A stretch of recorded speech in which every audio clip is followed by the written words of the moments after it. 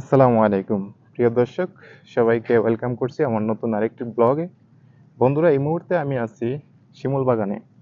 আর এই শিমুল বাগান সিলেট বিভাগের সুনামগঞ্জ জেলার তাহিরপুর উপজেলার একটি দর্শনীয় স্থান, যা খুবই আকর্ষণীয় স্থান এবং সারা বিশ্বে এই শিমুল বাগান বর্তমানে কিন্তু আলোড়ন সৃষ্টি করেছে। তো সেই জন্য আমি দেখতে আসলাম। অবশ্য কিছুদিন আগেও আমি শিমুল বাগানে এসেছিলাম, ঘুরেছিলাম, দেখেছিলাম। কারণ সেই সময়টাতে কিন্তু শিমুল বাগানে প্রচণ্ড ফুল ছিল, দেখতে পাচ্ছেন। এখন কিন্তু গাছে কিন্তু একটা ফুলও নেই, কারণ ফুল শেষ। এখন তুলার সময়। এখন এই গাছ থেকে তুলা সংগ্রহ কিছুদিন পরেই এখান থেকে তুলা সংরক্ষণ করা হবে। তো শিমুল বাগান আসলে খুবই সুন্দর একটা জায়গা। বাড়ির পাশে যেহেতু আরো আকর্ষণ আরো বেড়ে যায়। একটা একটা ঘোরা না গেলে যেমন নাই হয়, তাই ছুটে আসলাম শিমুল বাগানে। আর এই শিমুল বাগানে আরেকটা কারণ হচ্ছে, এটা সৌন্দর্য হওয়ার কারণ আছে। এর পাশেই দেখতে পাচ্ছেন আপনারা, এই যে দেখুন, এর পাশে কিন্তু মেঘালয় রাজ্য। ভারতের যে মেঘালয়ের পাহাড় আছে না, সেই পাহাড়গুলা খুবই সুন্দর লাগে, শিমুল বাগান থেকে স্পষ্টভাবে দেখা যায়। সেই জন্য আর একটু ভালো লাগে। আর তার পাশেই কিন্তু বিখ্যাত একটা নদী, জাদুকাটা নদী। আপনারা অবশ্যই জাদুকাটা নদীর নাম শুনছেন।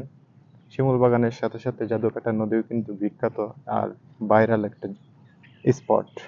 তো তার পাশে কিন্তু আবার আছে বারেক টিলা। যেই কারণে যেই কারণে এই অর্থ এলাকাটা খুবই বিখ্যাত দর্শনীয় স্থানের জন্য। তাই আমি ঘুরতে আসলাম শিমুল বাগানে। তো আপনারা দেখতে পাচ্ছেন বর্তমান অবস্থা শিমুল বাগানের। শিমুল বাগানের বর্তমান অবস্থা হচ্ছে, এখন তো ফুলের সময় শেষ প্রায়। আর শিমুলের ফুল আপনারা দেখতে হলে মাঘ মাসের শেষ পর্যায়ে, মানে মাঘ মাসের শেষ পর্যায়ে আসলে ফুল একবারে ভরপুর দেখতে পারবেন। আর এই এখন যে সময়টা, এখন তো মনে করেন যে ফাল্গুনের শেষ পর্যায়ে বা চৈত মাস চলে আসছে। এই সময় কিন্তু ফুল ঝরে পড়ে যায়, আর ফুল কিন্তু গাছে থাকে না। সেই কারণে এখন কিন্তু তুলা যে আছে, শিমুলের তুলা, এই তুলা এখন সংরক্ষণ করা হবে। কিছুদিন পরেই সম্ভবত তারা সংরক্ষণ করবে। সেই তুলা দিয়ে তারা বালিশ বানাবে, অনেক কিছু বানাবে। তো দেখতে পাচ্ছেন এখন গাছের মধ্যে, এই যে গাছ কিন্তু এখন একটা পাতাও থাকবে না, একটা পাতাও নেই। কারণ হচ্ছে এখন সবকিছু একবারে ঝরে পড়ে গেছে।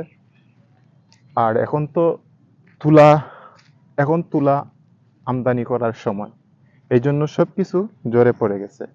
আর এই তুলা দিয়ে বালিশ হয়, বিভিন্ন বিভিন্ন কিছুই হয়।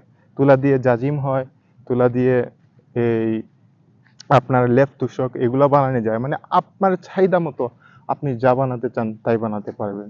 তো দেখতে পাচ্ছেন এখন আর গাছে কিন্তু ফুল নেই। এখন ফুল শেষ, ফুল সবকিছু ঝরে পড়ে গেছে। কারণ এখন ফাল্গুনের শেষ, প্রায় চৈত মাস প্রায় চলে আসছেই, আর কি কয়েকটা দিন চৈত মাস চলে আসবে। আর এই সময়টাতে ফুল থাকে না।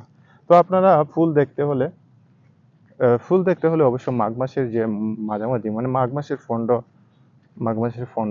শুরুতে ফুল আসে তেমন একটা না, তো মাঘ মাসের শেষ পর্যায়ে ফুল একবারে, মানে ফন্ড বিশ্বে ফুল একবারে ভরপুর হয়ে যায়। এই সময়টাতে খুবই ভালো লাগে, দেখতে ভালো লাগে। আমি কিছুদিন আগে আসছিলাম, তো এখন আবার আসছি। যেহেতু ওই যে বাগান যেহেতু বাড়ির পাশেই, যাই একটু ঘুরে আসি, তাই চলে আসলাম। ভাবলাম আপনাদেরকেও বর্তমান অবস্থাটা দেখাই বাগানের। আর এই বাগানের অবস্থাটা আপনাদেরকে দেখানোর জন্য আরেকটু আমার এই ভিডিও ব্লগটা করা।